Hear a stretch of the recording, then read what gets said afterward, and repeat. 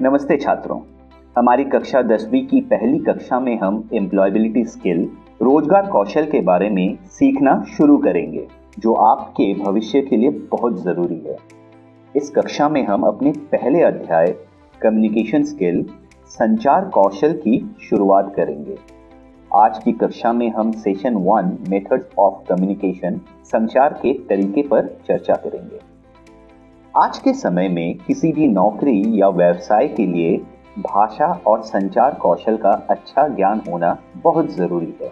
एक छात्र के तौर पर ये ज़रूरी है कि आप सिर्फ एक भाषा को पढ़े ही नहीं, बल्कि पढ़ने, लिखने, बोलने और सुनने में भी माहिर हो, ताकि आप प्रभावी ढंग से संवाद कर सकें। अगर आप बहुभाषी हैं, तो आप दुनिया भर के लोगों से जुड़ सकते हैं। उदाहरण के तौर पर अंग्रेजी सीखना आपको अपनी मातृभाषा के अलावा उन लोगों से भी बात करने में मदद करता है जो अंग्रेजी समझते हैं।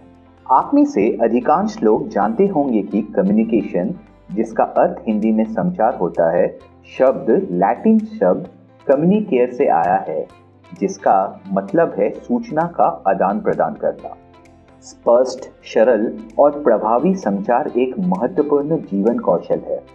खासकर पेशेवर और व्यापारिक वातावरण में स्पष्ट और संक्षिप्त संचार आवश्यक है। संचार में विभिन्न लोग शामिल होते हैं, जैसे ग्राहक, कर्मचारी, विक्रेता और मीडिया, जो लगातार महत्वपूर्ण जानकारी का आदान प्रदान करते हैं। संचार के 3 मुख्य भाग होते हैं।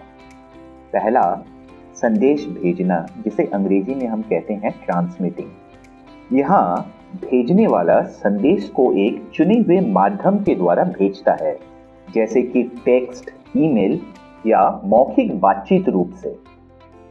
दूसरा, सुनना या प्राप्त करना, जिसे अंग्रेजी में हम कहते हैं लिसनिंग और रिसीविंग।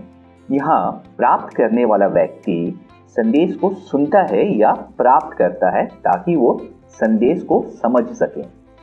तीसरा, प्रतिक्रिया देना, जिसे अंग्रेजी में हम कहते हैं फीडबैक देना। यहाँ प्राप्तकर्ता भेजने वाले को प्रतिक्रिया देता है, जिससे संचार प्रक्रिया पूरी होती है। आइए एक उदाहरण से समझते हैं। एक किताब की दुकान में संचार का उदाहरण। ग्राहक ने विक्रेता या दुकानदार से पूछा, क्या आपके पास ब्यूटी थेरेपिस्ट नामक किताब है, जो national council of education, research and training द्वारा प्रकाशित है? विक्रेता ने जवाब दिया, मैं चेक करता हूँ, मैं देखता हूँ। यहाँ ग्राहक ने मौखिक रूप से संदेश भेजा और विक्रेता ने उसे सुना। किताब पर चर्चा किया गया संदेश था। चेक करने के बाद विक्रेता ने उत्तर दिया, हाँ, हमारे पास ब्यूटी थेरेपिस्ट किताब है। ग्राहक ने कहा, कृपया मुझे एक कॉपी दे दीजिए, मुझे इसे खरीदना है। इसमें विक्रेता का प्रतिक्रिया संचार प्रक्रिया को पूरा करती है। ग्राहक समझ जाता है कि दुकान में किताब उपलब्ध है और वो उसे खरीद सकता है। अब हम संचार प्रक्रिया पर चर्चा करते हैं। इस प्रक्रिया में 4 मुख्य हिस्से होते हैं: भेजने वाला, चैनल या माध्यम, प्राप्तकर्ता या श्रोता और प्रतिक्रिया। पहला, भेजने वाला। वो व्यक्ति या संस्था है जो संचार की शुरुआत करता है। भेजने वाले के विचार और आइडिया को संदेश में बदलने की प्रक्रिया को एनकोडिंग कहा जाता है। चैनल या माध्यम वो माध्यम है जिसके द्वारा संदेश भेजा जाता है। ये मौखिक, लिखित या दृश्य, तस्वीर, विजुअल हो सकता है। प्राप्तकर्ता या श्रोता वो व्यक्ति या संस्था है जो संदेश प्राप्त करता है। प्राप्तकर्ता संदेश को समझने के लिए उसे डिकोड करता है। इसके बाद आता है प्रतिक्रिया। ये प्राप्तकर्ता का संदेश भेजने वाले को उत्तर या प्रतिक्रिया है। सारांश में संचार प्रक्रिया भेजने वाले से शुरू होती है, जिसमें संदेश को एनकोड किया जाता है, उसे चैनल द्वारा भेजा जाता है, प्राप्तकर्ता उसे डिकोड करता है और प्रतिक्रिया द्वारा चक्र पूरा होता है। प्रभावी संचार निर्भर करता है स्पष्ट एनकोडिंग, उपयुक्त चैनल और सही डिकोडिंग पर। अब आइए संचार चक्र के तत्वों पर चर्चा करें। पहला, भेजने वाला। वो व्यक्ति जो संचार शुरू करता है। दूसरा, संदेश, वो जानकारी या कंटेंट जिसे भेजने वाला व्यक्त करना चाहता है। तीसरा, चैनल, वो माध्यम जिसके द्वारा जानकारी भेजी जाती है। चौथा, प्राप्तकर्ता, वो व्यक्ति जिसे संदेश भेजा गया है। और पांचवा, प्रतिक्रिया, प्राप्तकर्ता का संदेश के प्रति उत्तर या प्रतिक्रिया। चलिए अब संचार के सामान्य तरीकों को देखें। पहला, face to face informal communication, मतलब आमने सामने साधारण अनौपचारिक संचार। यह सबसे अच्छा संचार तरीका है। इससे संदेश जल्दी और स्पष्ट रूप से समझा जा सकता है, जिसमें शारीरिक भाषा को देखा जा सकता है, जिसमें हम अपने शरीर के हाव भाव, चेहरे के भाव, हाथों की मुद्राओं का उपयोग करते हैं, जो संचार की प्रभावशालीता को बढ़ाता है। दूसरा, ईमेल, ये आपको किसी भी स्थान पर एक या अधिक लोगों के साथ जल्दी से संवाद करने की अनुमति देता है। ये विधि संचार के साथ साथ कॉस्ट इफेक्टिव, किफायती है। इसे कभी भी और कहीं भी भेज सकते हैं जब आपके पास इंटरनेट कनेक्शन हो।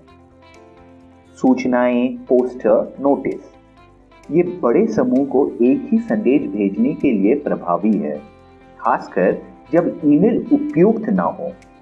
उदाहरण, फैक्ट्री श्रमिकों या कर्मचारियों के लिए लंच का समय बदलने की सूचना। इसके बाद बिजनेस मीटिंग या व्यावसायिक बैठकें। इन बैठकों में संवाद एक समूह के बीच होता है और इसमें व्यापार, प्रबंधन और संगठन के काम करने के तरीके से संबंधित मुद्दों पर चर्चा की जाती है। इसके अलावा भी अन्य संचार विधियां हैं। इसमें social network, phone call, text और व्हाट्सएप, न्यूज़लेटर, ब्लॉग्स आदि शामिल हैं। संचार की सही तरीका का चयन कई कारणों पर निर्भर करता है, जिनमें शामिल है, पहला, टारगेट ऑडियंस या लक्षित दर्शक। ये समझें कि संदेश किसके लिए है और उनके अनुसार संचार का तरीका चुनें। दूसरा, कॉस्ट या लागत, विभिन्न संचार तरीकों की लागत का मूल्यांकन करें और सबसे किफायती तरीका चुनें।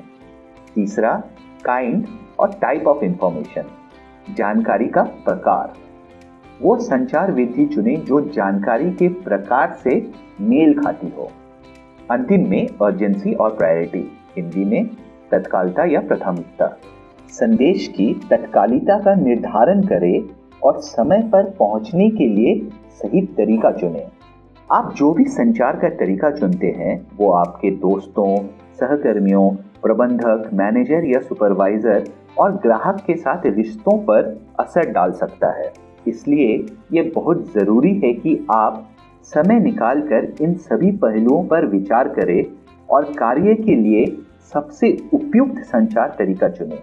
तो छात्रों, आज की कक्षा में हमने संचार कौशल के पहले सत्र संचार के तरीके के बारे में सीखा। इस कक्षा में हमने संचार प्रक्रिया, संचार चक्र के तत्व, संचार के तरीके और संचार के तरीके चुनने पर चर्चा की। अगले सत्र में हम वर्बल कम्युनिकेशन यानी कि मौखिक संचार पर चर्चा करेंगे। तब तक पढ़ते रहें और सीखते रहें।